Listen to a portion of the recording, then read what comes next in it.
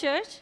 आप सब लोग जानते हैं कि ये अक्सर यहाँ पे गवाही के लिए आती हैं। ये बेटी सनोबर हैं और सुबह ये पेट में दर्द की वजह से बहुत परेशान थी। इनकी मम्मी ने पास्टर जी से दुआ करवाई यहाँ पर और ये अब बिल्कुल ठीक है और वो खुश हैं और अपने मुंह से प्रेज द लॉर्ड कहना चाहती हैं।